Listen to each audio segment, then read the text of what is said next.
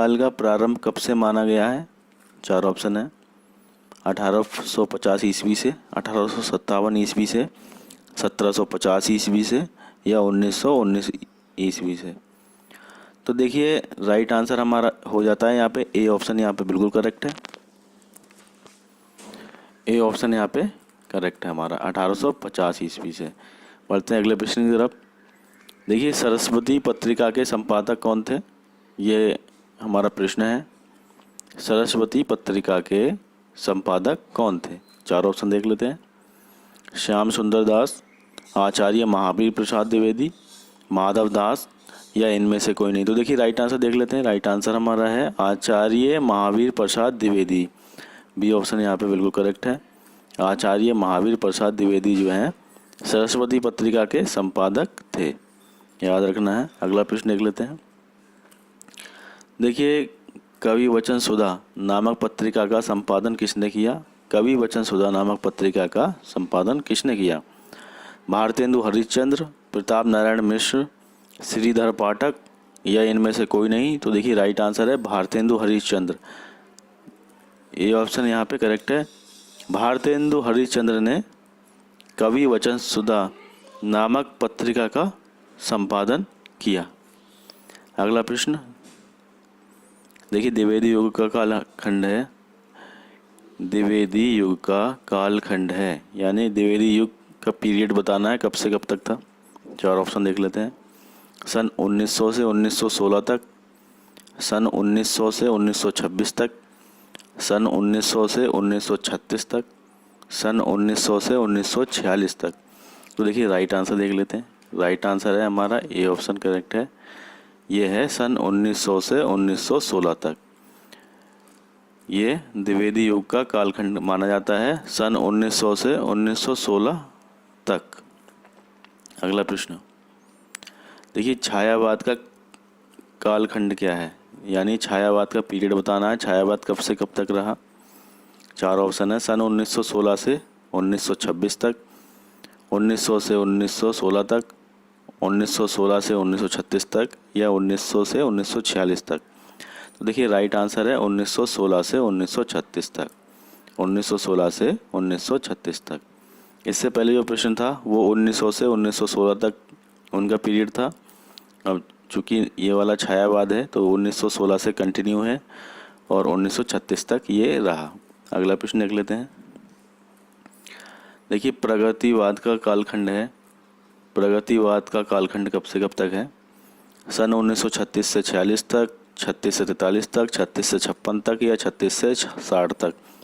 तो देखिए right answer है 36 से 43 तक, यानी कि जो हमारा लास्ट प्रश्न था इससे पहले का उसी को कंटिन्यू किया है इसने। 1936 से अब ये 1943 तक होगा। अगला प्रश्न देख लेते हैं। देखिए प्रयोगवाद का कालखंड क्या है? प्रयोगवाद का कालखंड हमें इसमें बताना है। तो 43 से 46 तक, 1943 से 53 तक, 1943 से 56 तक, 1943 से 1960 तक। देखिए राइट आंसर है 1943 से 1953 तक। ये हमारा राइट आंसर है। तो ये भी उसी को कंटिन्यू इसने किया। तो काफ़ी महत्वपूर्ण ये प्रश्न थे। जो चार प्रश्न हमने पीरियड्स के बताए हैं ये आपको याद रखना है, क्योंकि कालखंड जो है बहुत बार एग्जाम्स में पूछ लिया जाता है। अब अगला प्रश्न देखते हैं। देखिए खड़ी बोली का प्रथम महाकाव्य कौन सा है? खड़ी बोली का प्रथम महाकाव्य कौन सा है? बहुत ही मोस्ट इम्पॉर्टेंट प्रश्न है। साकेत, कामायनी, प्रिय प्रवास या उद्धव शतक। तो राइट आंसर देख लेते हैं। राइट आंसर है हमारा साकेत। देखिए साकेत जो है खड़ी बोली का प्रथम महाकाव्य माना जाता है। देखिए एक पंक्ति है, निज भाषा उन्नति अह सब उन्नति को मूल। ये किसकी पंक्तियां हैं? भारतेंदु हरिश्चंद्र, प्रताप नारायण मिश्र, श्रीधर पाठक या इनमें से कोई नहीं। तो देखिए राइट आंसर है हमारा भारतेंदु हरिश्चंद्र।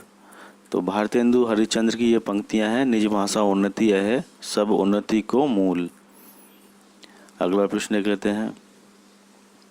देखिए प्रकृति का मानवीकरण एवं वेदना प्रियता आधुनिक हिंदी कविता की किस काव्यधारा की विशेषता है। देखिए यहाँ पे ये दो कविताएं दी गई हैं, वेदना प्रियता और प्रवृत्ति का मानवीकरण, और पूछा गया है आधुनिक हिंदी कविता की किस काव्य धारा की विशेषता है। प्रकृतिवाद, प्रयोगवाद, छायावाद और प्रकृतिवाद। तो देखिए राइट आंसर देख लेते हैं। राइट आंसर है छायावाद। देखिए छायावाद की ये काव्यधारा की विशेषताएं हैं। तो ये दोनों जो हैं कविताएं हैं छायावाद की हैं। अगला प्रश्न देख लेते हैं। देखिए प्रकृतिवाद के प्रवर्तक कवि हैं निराला, अज्ञेय, नागार्जुन या इनमें कोई नहीं। तो देखिए राइट आंसर है निराला। ये ऑप्शन हमारा करेक्ट है, निराला। अगला प्रश्न देखते हैं। देखिए प्रयोगवाद के प्रवर्तक कवि हैं। प्रयोगवाद के प्रवर्तक कवि कौन है। तो देखिए राइट आंसर देख लेते हैं। चार ऑप्शन में निराला, अज्ञेय, नागार्जुन, इनमें कोई नहीं। तो देखिए राइट आंसर है अज्ञेय। तो अज्ञेय जो हैं प्रयोगवाद के प्रवर्तक कवि हैं। अगला प्रश्न देख लेते हैं।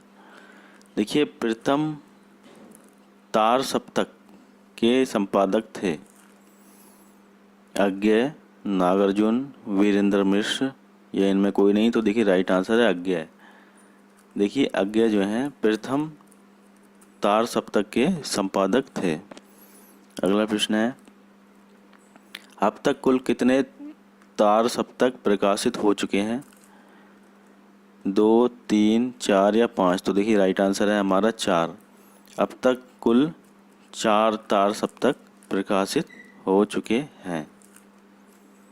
अगला प्रश्न निम्नांकित में से किस कवि का संबंध रीति काल से नहीं है। यहाँ पे ज़रा ध्यान से देखिएगा, रीति काल से नहीं है। तो 4 कवि ऑप्शन में आएंगे, देख लेते हैं किसका संबंध रीति काल से नहीं है। बिहारी, मंझन, सोमनाथ या इनमें कोई नहीं। तो देखिए राइट आंसर है मंझन। मंझन जो है रीतिकाल के कवि नहीं है, बाकी बिहारी और सोमनाथ ये रीतिकाल के कवि हैं। अगला प्रश्न देखिए निम्नलिखित में से कौन सा कवि महाकाव्यकार नहीं है। तो महाकाव्यकार कौन सा कवि नहीं है। 4 ऑप्शन है। जयशंकर प्रसाद, मैथिली शरण गुप्त, अयोध्या सिंह उपाध्याय यानी कि हरिऔध, सूर्यकांत त्रिपाठी, निराला। तो राइट आंसर है हमारा सूर्यकांत त्रिपाठी, निराला। डी ऑप्शन यहाँ पे करेक्ट है। ये जो है महाकाव्यकार नहीं है, बाकी ये जो शुरुआत के ऑप्शन है 3 ये सब महाकाव्यकार की श्रेणी में आते हैं। तो ये तीनों कवि जयशंकर प्रसाद, मैथिली शरण गुप्त, अयोध्या सिंह उपाध्याय, हरिऔध ये सब महाकाव्यकार की श्रेणी में आते हैं। सूर्यकांत त्रिपाठी, निराला महाकाव्यकार नहीं है। अगला प्रश्न देख लेते हैं। देखिए चिंतामणि के लेखक कौन है। चिंतामणि के लेखक कौन है। 4 ऑप्शन है। श्याम सुंदर दास, गुलाब राय, आचार्य रामचंद्र शुक्ल या मुंशी प्रेमचंद्र। तो देखिए राइट आंसर देख लेते हैं आचार्य रामचंद्र शुक्ल। चिंतामणि के लेखक जो हैं आचार्य रामचंद्र शुक्ल हैं। तो देखिए फ्रेंड्स हमारे आज के प्रश्न यहीं पे संपन्न होते हैं। उम्मीद है आप इनका लाभ लेंगे।